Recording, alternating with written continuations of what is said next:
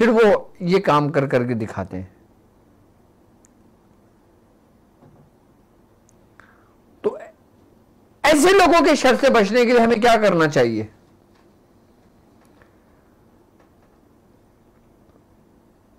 जिस तरह लोहा लोहे को काटता है, इसी तरीके से इसी के आमाल जो करीन को जो मुसल्लत किया जाता है, जो हमजात को जो मुसल्लत किया जाता है ना, फिर कुरान में एक आयत है, अल्लाह ताला कुरान में फरमाता है कि रब औज़ु बिका मिन हमज़ाति शयातीन व औज़ु बिका रब्बी अन यहदरून।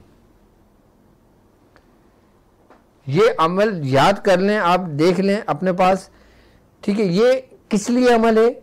ये आम लोगों के लिए वो अमल है। खास लोगों की बात मैं बाद में करूंगा, पहले आम लोगों की बात कर रहा हूं, क्योंकि पहले मैं इससे बचाव की तदबीर बता रहा हूं, एहतियात बता रहा हूं, और किस तरह हमें इनके शर से महफूज रहना चाहिए। मैं वो कुरान की आयत बयान कर रहा हूं, इसका तरीक़ेकार समझाऊंगा कि आम लोग किस तरह पढ़ेंगे तो हमजात के शयातीन के शर से महफूज रहेंगे।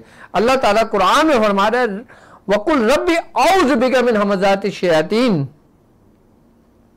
व औज़ु बिका रब्बी अन यहदरून, यानी कि ए मेरे रब, मैं शैतानों के वसवसे से तेरी पनाह मांगता हूं।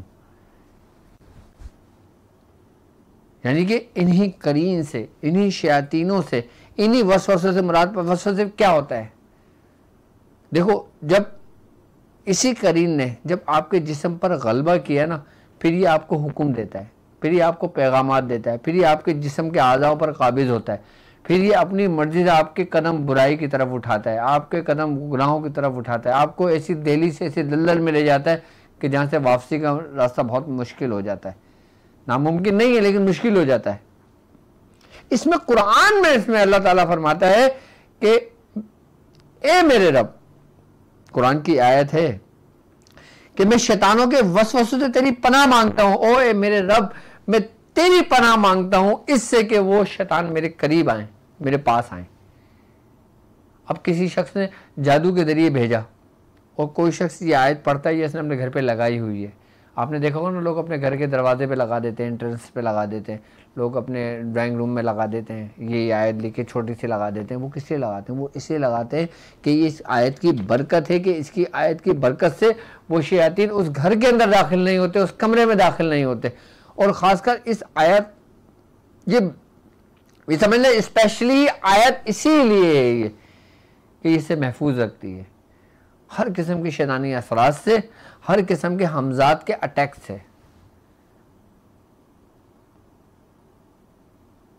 इसको सिर्फ 33 मरतबा, यानी कि 33 मरतबा आम लोग पढ़ लें, वो इनके तमाम जादूगरों के हमजात के शैतान के शर से महफूज रहेंगे।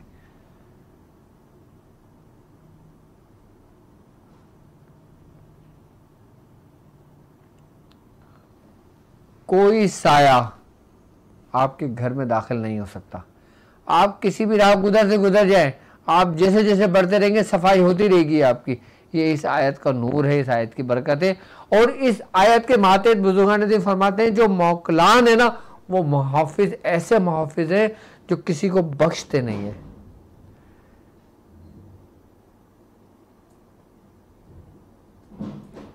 अच्छा, इस आयत से हम इनके शर से महफूज हो सकते हैं, शर से बच जाते हैं।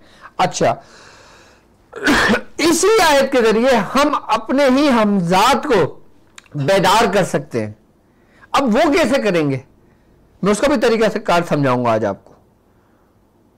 हम उसको बेदार भी कर सकते हैं, उससे काम भी ले सकते हैं, लेकिन उसके लिए हमें एक वक्त में मेहनत करनी पड़ेगी, बस थोड़ी सी। उसके बाद मैं कुछ तुलसम आपको तालीम करूंगा कि जिसका ताल्लुक करीन से है, यानी कि हमजात से है, उन तुलसमात का ताल्लुक। कि खाली उन तुलसमात को लेकर जलाना ऐसा है कि सामने ठक करके आ जाना, कि जैसे आपने कोड मिला है ना, आप जैसे डॉक्टर साहब को फोन मिलाते हैं 0345, आपने डॉक्टर साहब को नंबर डायल किया, किसको कॉल लगेगी? डॉक्टर साहब को कॉल लगेगी। आपको पता है डॉक्टर साहब का नंबर ये है। बिल्कुल इसी तरीके से ये इनका कोड है, लेकिन इसमें एक थोड़ी सी मेहनत करनी है आपने, एक वक्त की मेहनत है और जिंदगी भर के लिए आसानी है। लेकिन इसको आप अपना पेशा नहीं बनाना,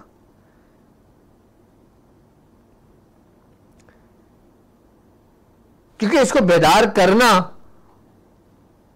और फिर सही रास्ते पे चलना, ये समझ लें कि अभी आप पत्थरों पे चल रहे हो, फिर आप कांटों पे चलने शुरू कर देते हो। ये आपके माविन और मददगार भी होते हैं, आपको सही रास्ता भी बता रहे होते हैं, आपको लोगों की खबरें भी लाके दे रहे होते हैं, आप लोगों के काम भी कर रहे होते हैं, लेकिन आपके लिए वो रास्ता पथरीला से मानिंद हो जाता है, बिल्कुल सख्त रास्ता हो जाता है। आप इसको ताबे करें, इसको बेदार करें सिर्फ इसलिए कि आप अपने सलूक का रास्ता आगे आसानी के साथ तय कर सकें, आप अपना रूहानियत का रास्ता आगे से आसानी के साथ तय कर सकें। और जो लोग इसको बेदार कर लेते हैं उनका सफर आगे इतना आसान हो जाता है कि घर बैठे वो सब कुछ कर सकते हैं। यानी कि एक शख्स पैदल चल चल के लोगों के पास जा रहा है और एक शख्स घर बैठ के सबको पैगामात दे रहा है, कितना फर्क है इसको बेदार कर लेने के बाद। इसको बेदार करने के फायदे भी है और नुकसान भी है। मैं सिर्फ फायदे नहीं बताऊंगा आपको, नुकसान भी आपको बताऊंगा। नुकसान क्या है? नुकसान इसका बेदार करने का यह है कि अगर आप किसी के साथ ज्यादती करते हो, किसी के साथ गलत करते हो, किसी को बिला वजह नुकसान पहुंचाते हो, तो फिर यही जो हमजात है ना, फिर ये आपका दुश्मन बन जाता है। फिर ये आपसे छुटकारा हासिल करने के लिए फिर ये हर हरबे अपनाता है आपको। जो लोग, जिन लोगों में ज़र्फ है, जो लोग अपने आप को रोक सकते हैं कि मैं बुराई की तरफ नहीं जाऊंगा, या मैं किसी के साथ गलत नहीं करूंगा, या मैं किसी के साथ बुरा नहीं करूंगा, या मैं किसी से दुश्मनी में बदला नहीं लूंगा, तो फिर ये उसके बड़े माविन बन जाते हैं। फिर ये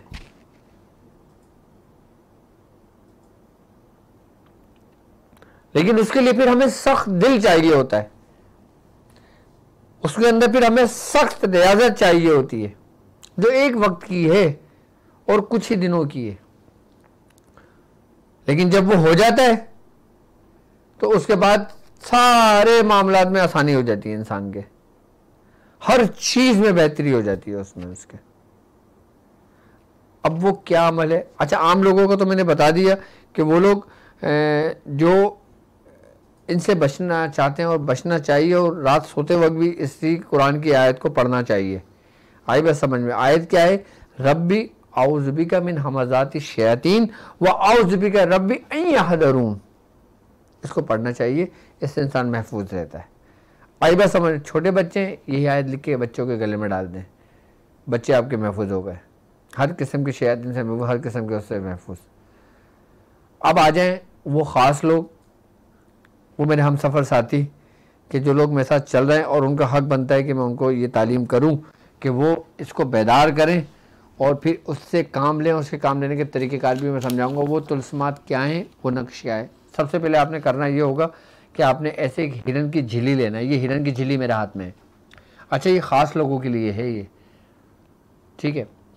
ये हिरन की झिल्ली है, आपने हिरन की झिल्ली पे लेना है। और हिरन की झिल्ली पे जब ये नक्श लिखा जाता है ना, ये फलीता लिखा जाता है ना हमजात के बेदार करने के लिए, तो 3 दिन के अंदर, ज़्यादा नहीं, 3 दिन के अंदर आप अपने मंजिल तक पहुंच जाते हो। अपनी जो आप चाहते हो ना, आप उस तक पहुंच जाते हो। हिरन की झिल्ली की एक ख़ास तासीर है।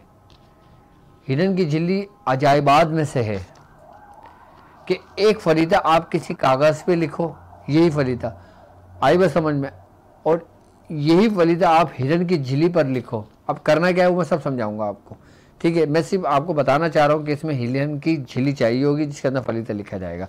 अच्छा, वो ख़ास लोग जो ये 3 दिन का अमल करेंगे हमजात के बेदार करने के लिए, या हमजात को जगाने के लिए, या हमजात के लिए, तो वो लोग सबसे पहले इसी कुरान की आयत को, जो मैंने आयत कुरान की पढ़ी है अभी, आई बस समझ में, इसी आयत को 40 दिन में वो 1.25 लाख मुकम्मल कर लेंगे। परहेज़ के साथ करेंगे, तर्क जलाली और तर्क जमाली, ये एक वक्त की मेहनत होगी 40 दिन की उनकी। 3125 मरतबा 40 दिन में ये मुकम्मल कर लेंगे। अच्छा, बाज़ औक़ात ऐसा होता है कि इसी अमल के दौरान ही हाज़िरी होने लगती हैं, यानी कि हमारे जो करीन, हमारे जो हमजाद है ना, मैं खुद हमजाद की बात कर रहा हूँ मैं आपसे, मैं किसी आमिल की हमजाद की बात नहीं कर रहा, किसी के दूसरे के हमजाद को जगाने की बात नहीं कर रहा, मैं अपने ही हमजाद को जगाने की, बेदार करने की बात कर रहा हूँ आमिलीन के लिए, कि आमिलीन अपना खुद का हमजाद किस तरह बेदार कर सकते हैं। सबसे पहले 1.25 लाख मरतबा आपने ये कुरान की आयत पढ़नी है। आई बस समझ में कि रब्बी औज़ुबिका मिन हमज़ाति शयातीन व औज़ुबिका रब्बी अन यहदरून। सिर्फ छोटी सी आयत है, 3125 मरतबा पढ़ना है परहेज़ के साथ। और इसका तरीक़ेकार ये होगा कि आपने बंद कमरे में, यानी कि जो मखसूस आपका कमरा होगा ना, मखसूस कमरे में करना है। अच्छा, लोग ज़्यादातर ये कहते हैं कि हमजाद का अमल जो ना आपने कब्रिस्तान में करना चाहिए, कहीं बाहर जगह करनी चाहिए, जबकि अगर इसमें देखा जाए ना तो सबसे सरीउ तासीर जो इंसान ख़ुद अपने हमजाद के लिए करता है ना, वो ऐसा गोशा नशीन होकर करे कि एक हुजरा ले ले या एक कमरा कर ले, उसको मखसूस कर ले अपने लिए, वो उसके लिए ज़्यादा बेहतर है। वरना लोग कब्रिस्तान में भी करते हैं, लोग बाहर जा के भी करते हैं, लोग साहिब मज़ार की कब्र पे भी बैठ कर रहे होते हैं, पढ़ रहे होते हैं। सबकी अपनी अलग अलग तासीर बदल जाती है।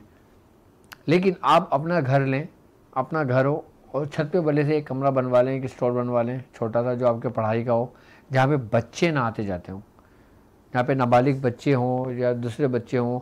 बाकी का बहुत ज़्यादा ख्याल रखना चाहिए उसके अंदर, सिर्फ कमरे की हद तक आप उस कमरे को तैयार कर लें। आई बात समझ, आप अपने आप को तैयार कर लें। अपने आप को तैयार करने में तर्क जलाली और जमाली अमल शुरू करने से 3 दिन पहले आपने परहेज़ शुरू कर देना होगा। ये नहीं कि जिस दिन अमल शुरू करें उसी दिन परहेज़ करना है, नहीं, ऐसा नहीं होगा। 3 दिन पहले परहेज़ करना होगा, आई बात समझ, और फिर चौथे दिन से अमल शुरू करना होगा परहेज़ के साथ, तर्क जलाली और जमाली। आई बात समझ में। आप परहेज़ करेंगे, 40 दिन में इसको 1.25 लाख मुकम्मल कर लेंगे। जब 40 दिन में 1.25 लाख मुकम्मल हो जाएगी, उसके बाद आपने 3 हिरन की झिल्लियाँ मंगाना। ये तो खैर हिरन की झिल्ली का बड़ा साइज़ है, और ये मेरे पास हिरन की झिल्ली तकरीबन 20 साल पुरानी है। ये 20 साल पुरानी है ये हिरन की झिल्ली जो मेरे हाथ में है। ये मियाँ हुजूर के पास गिफ्ट आई थी, तो ये मियाँ हुजूर से मैंने ले ली थी ये, तो उस वक्त मुझे ये अमल तालीम हुआ था। तो आप चाहें तो इसके 3 हिस्से भी कर सकते हैं, या चाहें तो एक अगर झिल्ली मिल जाए तो एक पकड़ लें। हिरन की झिल्ली लेना है आपने, उसमें एक चिराग लेना है, चिराग लेने के बाद उसमें ऑयल लेना है, चमेली का तेल ले लें, सरसों का तेल ले लें, कोई भी तेल ले लें जो आपके पास आने में असर हो। अच्छा, इसके अंदर करना ये होगा कि इसमें आपने तांबे का चिराग लेना है। तांबे का चिराग खुद आप बनवा लें, आराम से आपको बन जाएगा। अब जो लोग रूहानी मौलिद है ना, वो तकलीफ़ उठाएं थोड़ी सी, क्योंकि ये काम आसान नहीं है इतने। हम जब तकलीफ़ उठाएंगे तो फिर हमें पता लगेगा उसकी अहमियत क्या है। एक तांबे का चिराग बनवा लें, आई बस समझ में, और तांबे का चिराग बनवा लें, तांबे का चिराग रखें और उसमें तेल डालें, और फिर आपने ये फलीता जो मैं अभी आपको समझा रहा हूँ, ब्लैक बोर्ड पर लिख के समझाता हूँ। अच्छा, अल्लाह अकबर, अल्लाह अकबर।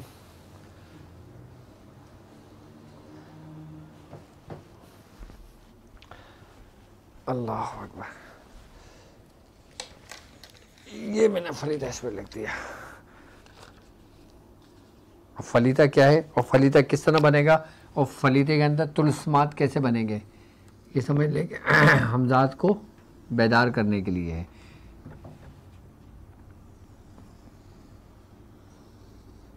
यार मार्कर चल नहीं रहा क्या? मार्कर है कोई दूसरा? ब्लैक मार्कर देखो कोई। हाँ, रेड दे दो, कोई सी भी दे दो।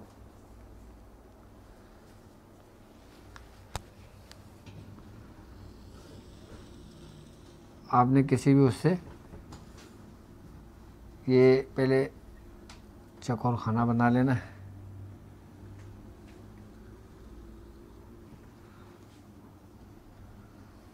ठीक है, और फिर आपने ये 4 खाने पैक करना है।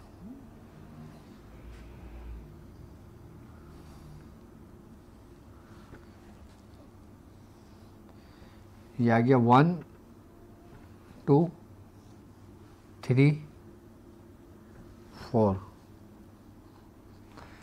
ठीक है, इसके बाद हमने करना ये है,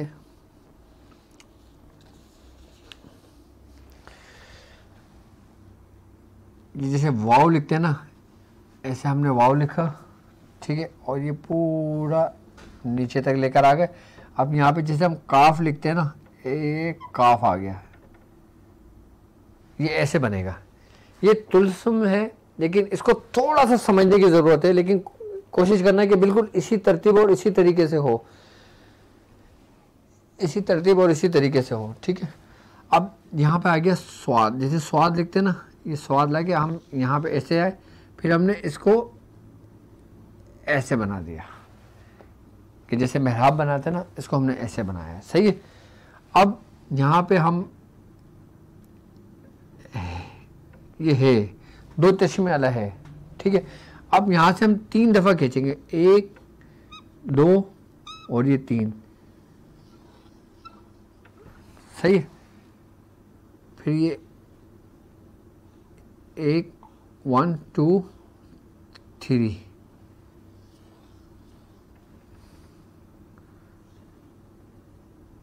वन टू थ्री। अच्छा, इन तुलसमात का ताल्लुक हमारे जिस्म से, जो हमजाद है उससे बहुत गहरा ताल्लुक है इसका। ये हमजाद का याद रखना है इसका। और फिर ये ऐसे खींचा और ये फिर हमने ऐसे थोड़ा सा नीचे लेके आया और फिर हमने यहाँ पे सात बनाया, जैसे सात बनाते हैं। ठीक है, इसको थोड़ा सा समझने की ज़रूरत है बस आपने। ठीक है, यहाँ पर आ गया 9। ठीक है, फिर ये ऐसे अलामत आ गई। ठीक है, फिर ये 9, फिर ये है आ गया।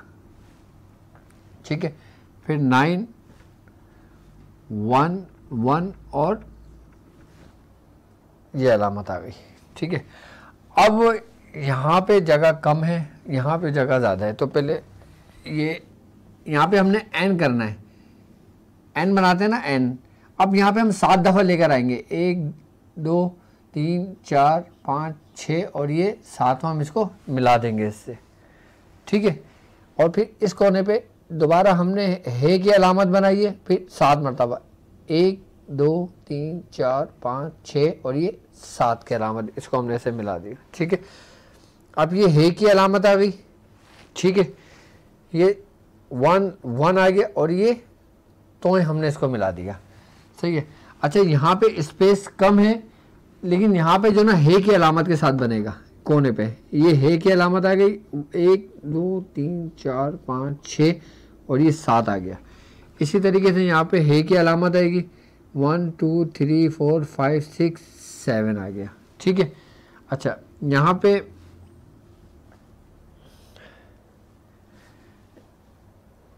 पे एन की अलामत आएगी, ये एन है, ये एन की अलामत है, यहाँ पे है की अलामत, यहाँ पे एन आएगा। ठीक है।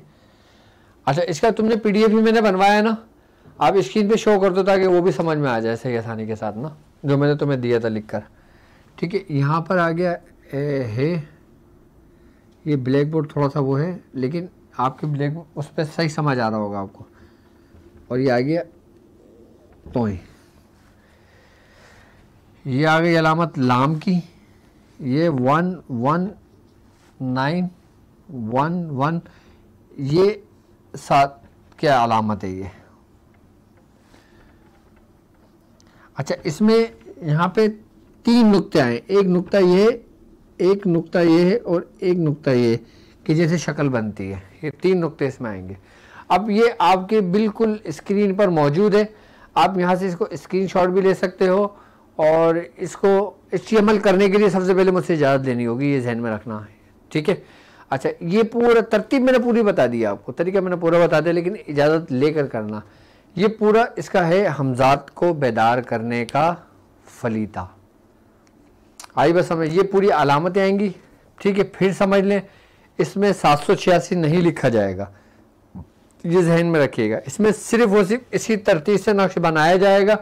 ठीक है, ये पूरा 9, ये अलामत 9 अलामत 9 11 अलामत, फिर ये अलामत है की अलामत 11 तो है की अलामत, फिर ये 3 नुकत की अलामत, फिर 9, फिर ये अलामत और 1 1 1 1 9 1 1, ये लाम, फिर ये एन की अलामत। यहाँ पे एन आएगा और यहाँ पे है और है आएगा, जिस तरह आपकी स्क्रीन पर वो फलीता मौजूद था। ठीक है।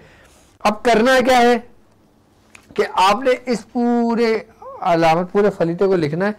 किसके ऊपर लिखना है? हिरन की 3 झीलें लेना। 3 दिन का ये अमल होगा। जब आपके 1.25 लाख की तादाद मुकम्मल हो जाएगी, फिर आप जब ये अमल करेंगे तो आप एक कमरे में बैठेंगे, रात का वक्त होगा और आपने करना ये होगा कि चिराग होगा तांबे का, उसमें आप तेल डालेंगे, उसके बाद हिरन की झिल्ली पे ये इसी तरीके जैसे लिखा हुआ है, यही नक्श लिखा हुआ है इसके ऊपर, ठीक है। हमने इसको फोल्ड कर लेना है पूरा, ये ऐसे फोल्ड हो जाएगा, ठीक है। ये ऐसे फोल्ड हो गया, इसके अंदर फिर हमने उसके ऊपर रुई लपेट देना है। अच्छा, रुई लपेट लेने के बाद फिर हमने इसको उस कमरे के अंदर, उसके अंदर चिराग के अंदर रख के, और हमने यही कुरान की आयत पढ़ना है। कौन सी? रब्बी आऊज़ु बिका मिन हमज़ाति शयातीन व आऊज़ु बिका रब्बी अन यहज़रून। ये आयत पढ़ के हमने माचिस से जलाना है। आई बात समझ में? और उसको दिए को रोशन कर देना है। जब वो दिया रोशन हो जाएगा, फिर वो दिए को हम अपनी पुश्त पे रख देंगे, अपने सामने नहीं रखेंगे, अपनी पुश्त पे रखेंगे और फिर सामने बैठेंगे। उस कमरे के अंदर अंधेरा होगा, सिर्फ चिराग की रोशनी होगी। अब उस चिराग की रोशनी के साथ ना पंखा चलेगा ना एसी चलेगा आपका, ये जहन में रखिएगा। कि ऐसा ना पंखे चल रहे हो, एसी चल रहा हो, सुकून से बैठे हो कर रहे हो आप, ऐसा नहीं होगा। पीछे आपके चिराग की रोशनी होगी और जब आगे आप बैठोगे ना, और जब आगे आप बैठोगे तो आपका साया होगा। आई बात समझ में? अच्छा, आपने अपने साये को भी फोकस कर सकते हो और आँख बंद करके आपने यही आयत पढ़नी है 990 मरतबा, यानी कि 990। 2 दिन 990 पढ़ेंगे, तीसरे दिन 991 पढ़ेंगे। ये याद रखना कि ये तादाद का पढ़ाई से बड़ा गहरा ताल्लुक होता है। जो लोग अमाल करते हैं और तादाद को अपने मद्देनज़र नहीं रखते, वो नुकसान उठाते हैं। और जो लोग अमाल करते हैं, तादाद का भरपूर ख्याल रखते हैं, आई बात समझ में, वो हर किस्म के रुजत से, हर किस्म के नुकसानात से वो लोग महफूज रहते हैं। आई बात समझ में? आपने 990 की तादाद पढ़ना है, चिराग जलता रहेगा। आपने 990 की तादाद मुकम्मल करना है। मुकम्मल करने के बाद फिर आपने पुरसुकून होकर बैठ जाना है। आई बात समझ में? अच्छा, फिर आपको कुछ कैफियत होने शुरू होंगी इसी अमल के दौरान। आई बात समझ में? और कैफियत क्या पैदा होने शुरू होंगी? आपके जिस्म का दर्जे हरारत नॉर्मली रूटीन से बढ़ जाएगा। आई बात समझ में? अब जैसे मिसाल तौर पर कोई ठंडे ममालिक में बैठा हुआ, ठंडे ममालिक में ना एसी की ज़रूरत पड़ती है ना पंखे की ज़रूरत पड़ती है। अगर वो बैठा भी है तो उसको सर्दी का फील हो रहा है। लेकिन जब ये पढ़ाई करेंगे तो उसके सबसे कैफियत होगी, जिस्म के अंदर एक ऐसी हरारत पैदा हो जाएगी कि उसको आग लगने लगेगी। आई बस, अब हम उसकी तहरीक को बाहर लेकर आ रहे हैं अपने जिस्म से। आई बस समय, अब हम उसको मुंतकिल कर रहे हैं, ठीक है। अब हम उसको मुंतकिल कर रहे हैं अपने जिस्म से बाहर। फिर जब हम उस चीज़ को ये हम इस तरीके से पढ़ लेंगे, हमारी जो कैफियत होंगी ना, सबसे पहले कैफियत ये होगी, और उसके बाद हमने बिल्कुल आग बंद करके पुरसुकून होकर बैठ जाना है। जब हम 990 की तादाद मुकम्मल कर ली, हमने चिराग जल रहा है, चिराग नहीं बुझेगा, हमने 990 की तादाद पूरी कर ली, फिर हम मुराकबे में बिल्कुल पुरसुकून होकर बैठ जाएंगे। फिर ना हमने कुछ सोचना है, फिर ना हमने कुछ पढ़ना है। अच्छा, पढ़ना सिर्फ 990 मरतबा है, 991, 992, 993 नहीं, या उससे कम नहीं, उतनी तादाद के। चाहे आप, हम तो जब करते थे, जो ची होते ना, ची हम अपने पास गिन के रख लिया करते थे ताकि हमसे कोई गलती ना हो। या हमारे हाथ में तस्बीह भी अगर होती थी, तो तस्बीह के दाने भी एक एक दाना गिना हुआ होता था हमारा, कि भाई इतने तादाद हैं तो इतने मरतबा हम इसको इतना करेंगे तो इंशाल्लाह इतना हमारा हो जाएगा। आई बात समझ में? फिर आपने जब 990 की तादाद मुकम्मल कर लेना है, चिराग जलते रहना है, फिर आप बैठ जाएं। अब आप आधे घंटे बैठ जाएं, 10 मिनट बैठ जाएं, या जब तक चिराग जल रहा है उस वक्त तक बैठ जाएं। जब हमने आज से काफ़ी टाइम पहले, शायद 15-16 साल हो गए होंगे, ऐसे भी ज़्यादा हो गए होंगे, तो हम उस वक्त तक बिठा लेते जब तक चिराग जलता रहा था। अब उस वक्त हमने गलती से, हुआ ये था हमारे साथ, हमने बड़ा चिराग लेके ना बड़ा फलीदा बना लिया था, वो तेल डाल दिया था, तो हमें तकरीबन 6-8 घंटे हो गए थे। तो इस हिसाब से आप अपना काम करेंगे। पहला दिन गुजरेगा, दूसरा दिन जब गुजरेगा ना आपको, तो आपको अपने ही करीब एक साए से दूसरे साए नज़र आएगा आपको। ऐसा नहीं कि आप मुराकबे में बैठे हैं तो आपको नज़र आ रहा है, नहीं, बिल्कुल आँख खोले। अच्छा, पहले दिन में भी ये बात जाहिर हो सकती है कि जैसे एक साया दूसरे साए से अलग हो रहा है, ये महसूस होता हुआ नज़र आएगा, आपको फील होगा। ये मैं अपना मुशाहिदा आपको बता रहा हूँ। एक साया दूसरे साए से जैसे अलग होता है ना, आपको फील होता है। फिर हम देखते हैं यार ये एक साए से 2 साया है, आई बस हमने ऐसा फील होगा जब दूसरे दिन होंगे, और जब तीसरे दिन होंगे ना तो फिर यही साया सब कुछ होगा।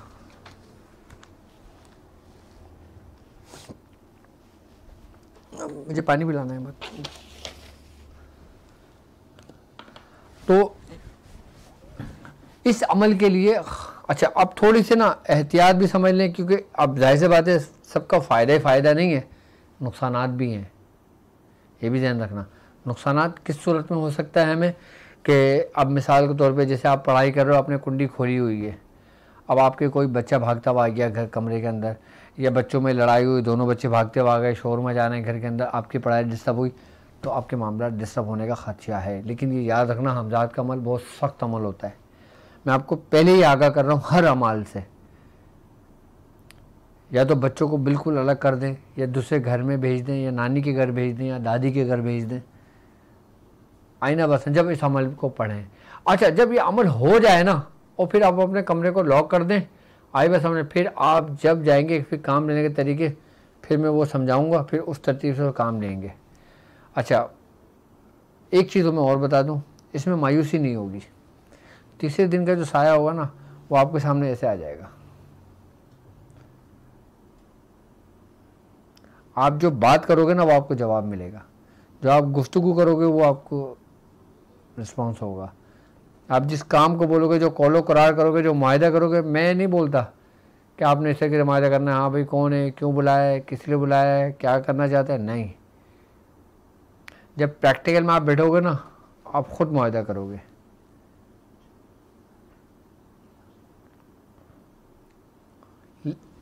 ये साया आप पर कभी भी गालिब नहीं आ सकता उस वक्त तक जब तक आप सही रास्ते पर होगे। याद रखना, सही रास्ते से मुराद नाजायज काम हरगिज नहीं करना। कभी बॉन्ड के चक्कर में, लॉटरी के चक्कर में, या किसी ऐसे काम के चक्कर में कभी भी नहीं पड़ना। याद रखना ये कर तो देंगे लेकिन तुम्हें तबाह बर्बाद कर देंगे, तुम्हारे भी किसी काम का नहीं होगा। फिर तुम इस चक्कर में नहीं पड़ना।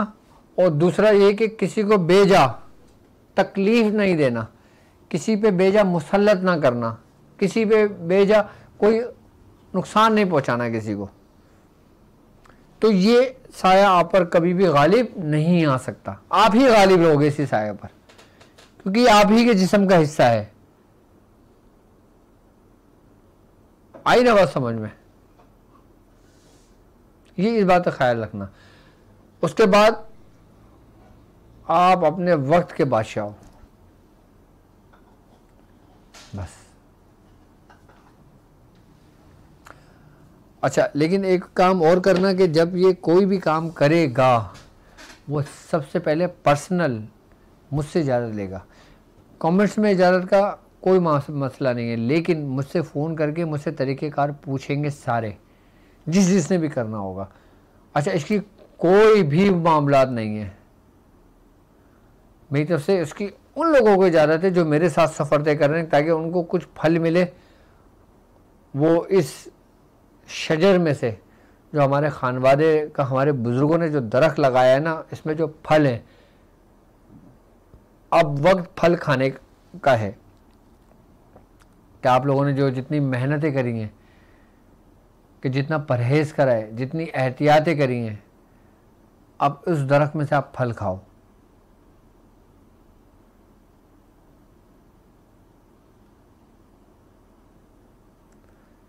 इसकी इजाज़त बहुत ज़रूरी है, इस बात का ख्याल रखना। बस मेरी इजाज़त के बगैर कोई ना करना। और मैं समझता हूँ आज का अमल भी मैंने समझा दिया, वो भी समझ आओगे। आम लोग सिर्फ 33 मरतबा पढ़ें, ठीक है, तो वो इसके शर से महफूज रहेंगे। और किसी को उतारे के लिए पानी दम करके, अच्छा इससे सिर्फ ये नहीं, हम सबसे बड़ी बात बताऊँ क्या, अगर आपने ये अमल कर लिया ना, आपको समझ लें फिर किसी दूसरी चीज़ की ज़रूरत नहीं पड़ेगी।